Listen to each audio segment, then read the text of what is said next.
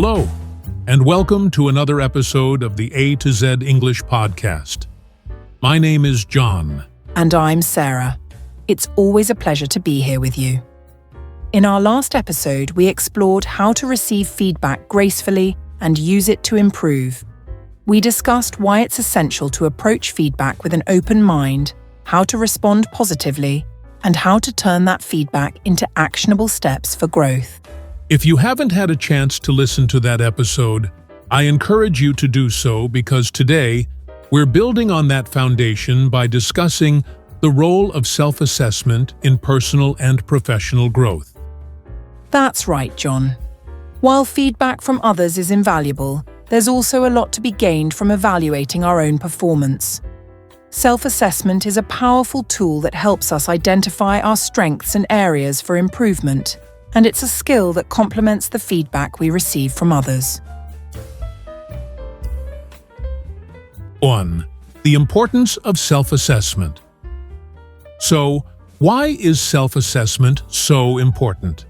Well, self-assessment allows us to take control of our own development. By regularly evaluating our performance, we can proactively identify areas where we need to improve and take steps to address them, rather than waiting for others to point them out. Exactly. Self-assessment also encourages self-awareness. It helps us understand our own abilities, how we're perceived by others, and how we can align our actions with our goals. This awareness is crucial for personal growth and can make the feedback we receive from others even more meaningful. And let's not forget that self-assessment promotes independence.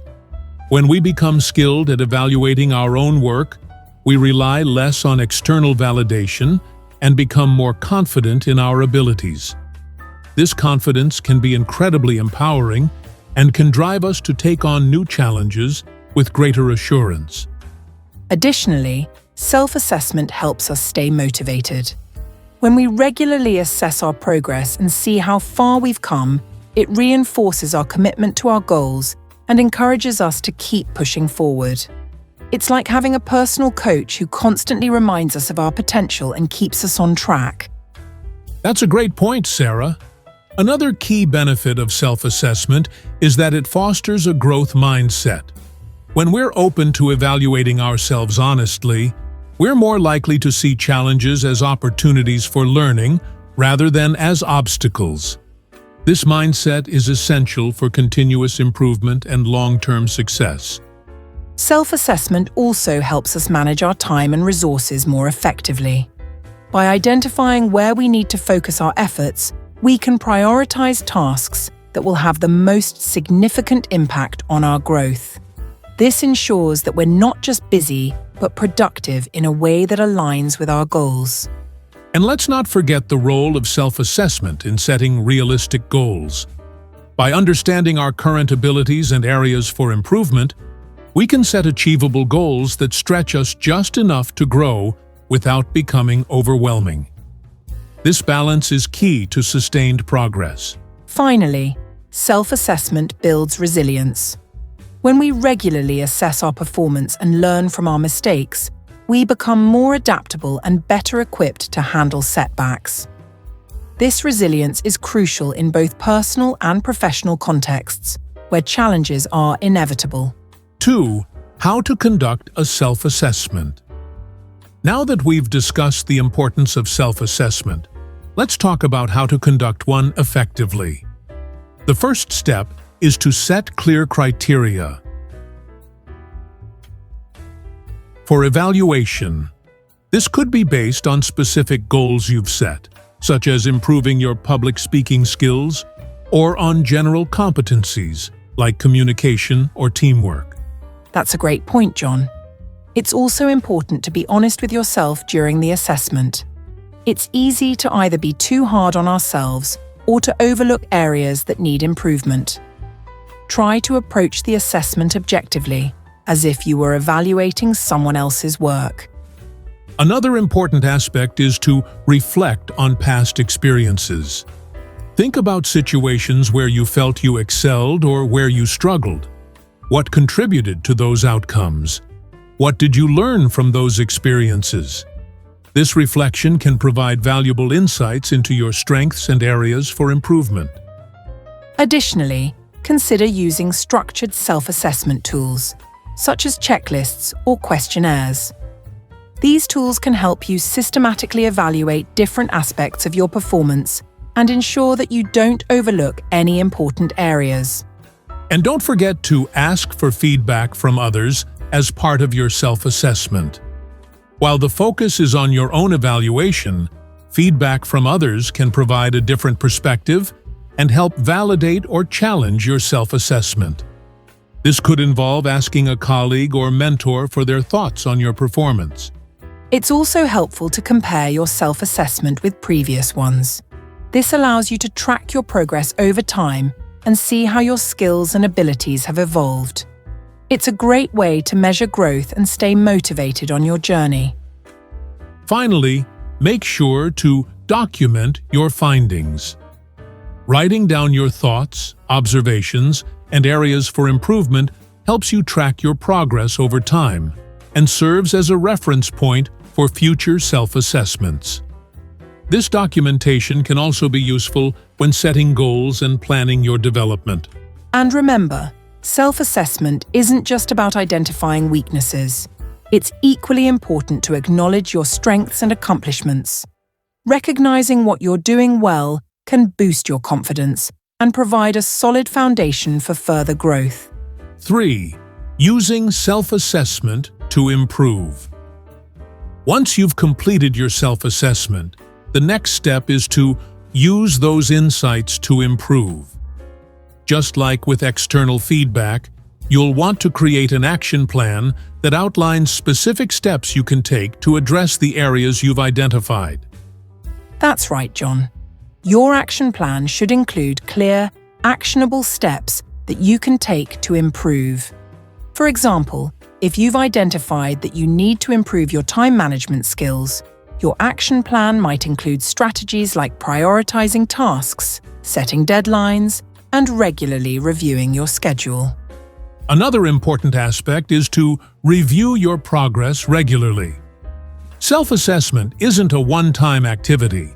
It's something you should do regularly to ensure you're on track with your goals. By continuously evaluating your performance, you can make adjustments as needed and stay focused on your growth. And don't forget to celebrate your successes. Recognizing your achievements, no matter how small, helps you stay motivated and reinforces the positive changes you're making. It's important to take the time to appreciate how far you've come, even as you continue to strive for improvement. It's also crucial to stay flexible in your approach. As you work on your action plan, you may encounter new challenges or opportunities that require you to adjust your goals or strategies. Being open to change and willing to adapt will help you stay on course and make the most of your self-assessment. Another key point is to seek additional resources or support if needed. If you're struggling with a particular area, consider seeking out training, mentorship, or other resources that can help you improve.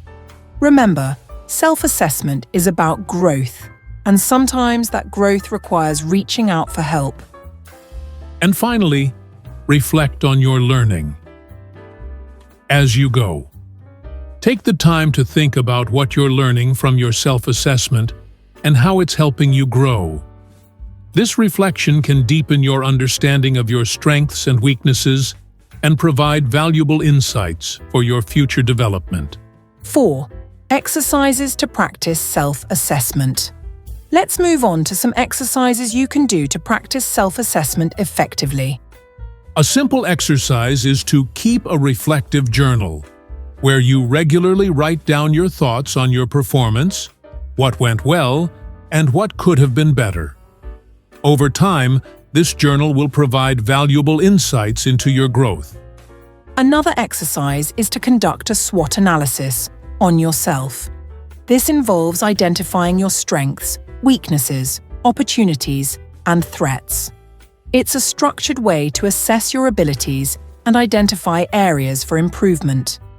You can also try role-playing scenarios, where you simulate situations that challenge your abilities, such as giving a presentation or handling a difficult conversation. Afterward, assess your performance and identify what you did well and what you could improve. Additionally, consider setting up self-assessment checkpoints at regular intervals. For example, you might decide to assess your progress every month or every quarter. This practice helps ensure that you're continually reflecting on your performance and making adjustments as needed. Another useful exercise is to set specific, measurable goals. Based on your self-assessment. For example, if you've identified that you need to improve your public speaking skills, set a goal to give a certain number of presentations within a specific time frame. Finally, consider seeking feedback from a trusted colleague or mentor as part of your self-assessment. Ask them to provide honest, constructive feedback on your performance and compare it with your own assessment. This can provide valuable insights and help you see your strengths and areas for improvement from a different perspective. These exercises will help you develop a habit of self-assessment and ensure that you're constantly growing and improving in your communication skills. That brings us to the end of today's episode. We hope you found these insights on self-assessment useful and that you'll start incorporating this practice into your own journey toward mastering English communication. As always, we encourage you to keep practicing, stay open to feedback, and take control of your own development through regular self-assessment. Thank you for joining us today. Until next time, continue to strive for excellence and take pride in the progress you're making. Goodbye. Goodbye, everyone, and keep up the great work.